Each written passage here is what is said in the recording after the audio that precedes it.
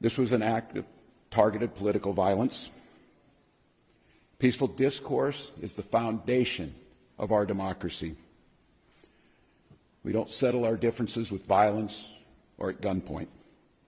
We must all, Minnesota and across the country, stand against all forms of political violence. And each and every one of us are committed to making sure that a tragedy like this never repeats itself in Minnesota or across this country. Donald Trump's modern-day Gestapo is scooping folks up off the streets. Because I called Donald Trump a wannabe dictator? It's because he is. It's because he is. Maybe it's time for us to be a little meaner. Maybe it's time for us to be a little more fierce. When it's adult like Donald Trump, you bully the shit out of him back. You push back. Dale Jackson here for Yellowhammer Now, and we've got to talk about political violence for a second, mostly because most of the people talking about this on cable news and elsewhere are generally frauds. And there is really no reason for them to be doing this right now, because as of the time of recording this, you have absolutely no idea what happened here or who is responsible. You just don't know. But that hasn't stopped the worst people on the left and the worst people on the right from doing this thing where they already know exactly what happened here. Now, if you're looking at this from 10,000 feet, it was two Democratic state senators from Minnesota. So if there's political violence involved, you would automatically assume that the person who did it would probably come from the right. I'm not blaming anyone on the right for it or anything like that, but you would assume that. But then you learn that one of them made a particular vote recently that was very controversial that she was clearly worried about. I know that people will be hurt by that vote, and we worked very hard to try to get a budget deal that wouldn't include that provision. So you might think, okay, well, maybe someone from the left, and that's why they went after him. I have people posting on my Facebook telling me all the time that both of them voted for that bill, but they didn't. Only one of them did. The one that was crying in that video. But don't let that get in your way. And definitely don't assume that you know what went on here. Because you don't. You have no idea. And there's no reason for you to be pretending that you do or that you understand something that nobody else gets.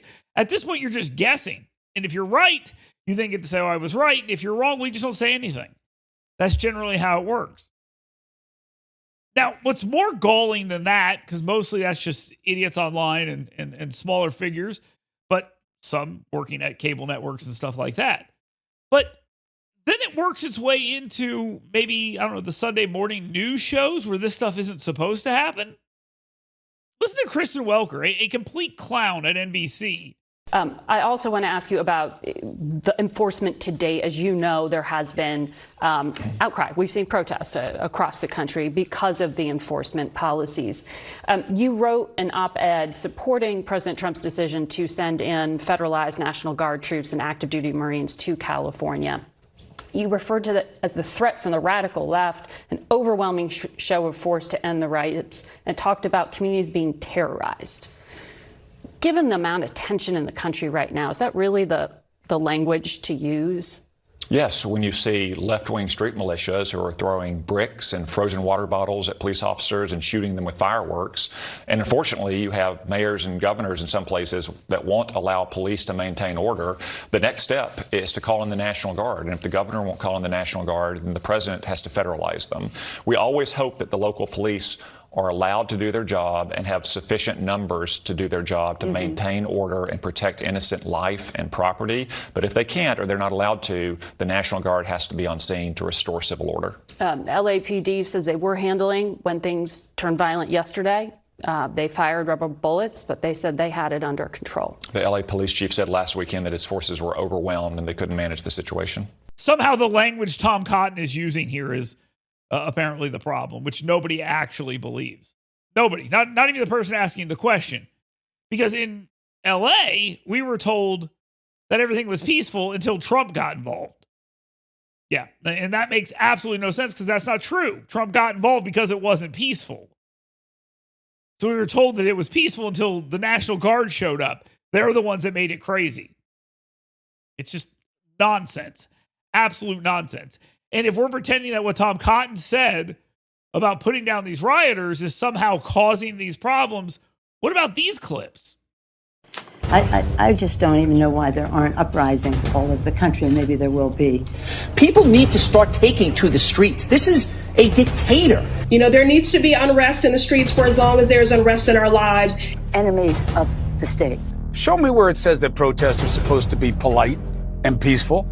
Do something about your dad's immigration practices, you feckless. When they go low, we kick them. How do you resist the temptation to run up and wring her neck? The biggest terror threat in this country is white men, most of them radicalized right up to the right. I thought he should have punched him in the face. I said, even if you lost, he insulted your wife. Yes. He came down the escalator and called Mexicans rapists and murderers. He said, well, what do you think I should have done? I said, I think you should have punched him in the face and then gotten out of the race. You would have been a hero. I'd like to punch him in the face. I said if we were in high school, I'd take him behind the gym and beat the hell out of him. Punch some people in the face! When was the last time an actor assassinated a president? They're still going to have to go out and put a bullet in Donald Trump, and that's a fact. Look as his character is stabbed to death. Where is John Wilkes Booth when you need him? I have thought an awful lot about blowing up the White House. A Missouri state senator is under investigation by the Secret Service after saying she hopes President Trump is assassinated. I will go and take Trump out tonight. And if you see anybody from that cabinet in a restaurant, in a department store, at a gasoline station, you get out and you create a crowd. And you push back on them. And you tell them they're not welcome anymore, anywhere. And sadly, the domestic enemies to our voting system and our honoring our Constitution are right at 1600 Pennsylvania Avenue. They're not going to stop before Election Day in November, and they're not going to stop after Election Day. And that should be, everyone should take note of that on both levels, that this isn't, they're not going to let up, and they should not.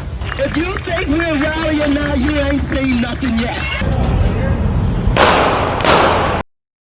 So I'll say it again. You should probably stop what you're doing right now if you're out there assuming you know what happened in Minnesota, because you have absolutely no idea at this point. Now, I'll give you one more thing here. The fact that they don't want to release the manifesto, or at least tell us what's in it, that leads me to believe that this person did this coming from the left.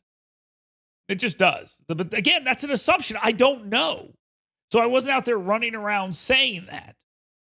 We'll find out eventually. But the facts are, you don't have to do this. You can be a good person right after something happens. You don't have to buy into this kind of stuff. And if you're ever thinking that you're going to get violent or angry or whatever because of something going on in politics, take a second off. I mean, I get angry all the time, but I've never once thought of hurting somebody because of it. I've had someone punch me in the face over politics many, many years ago, but I don't feel like harming someone would in any way, shape, or form move my political ideologies, goals forward. It's actually kind of self-defeating. It's one of the reasons why whenever something happens, the American media tries to turn it on the right and say, you did this, you did this, you did this. And it just goes to show you that they're not being honest either. They don't know. They have no idea. But that's not going to stop them. Your Democratic colleague, Senator Brian Schatz, he was defending your actions on the Senate floor. It was a pretty emotional speech. He said the way you were treated is something we see in dictatorships, that in a democracy you are allowed to be disrespectful and disruptive. I know you said that that was kind of an organic moment, but do you think more Democrats should be, in his words, disrespectful and disruptive? I wasn't trying to be disrespectful or disruptive. I don't think I was. I was simply asking a question. Just as the members of the press corps ask questions, members of the Congress, members of the Senate ask questions to do our job to hold the administration accountable. Be better than they are. That's all you have to do. If you don't know, you don't have to take a guess. No one demands you go out and publicly speculate about this. You don't have to do that.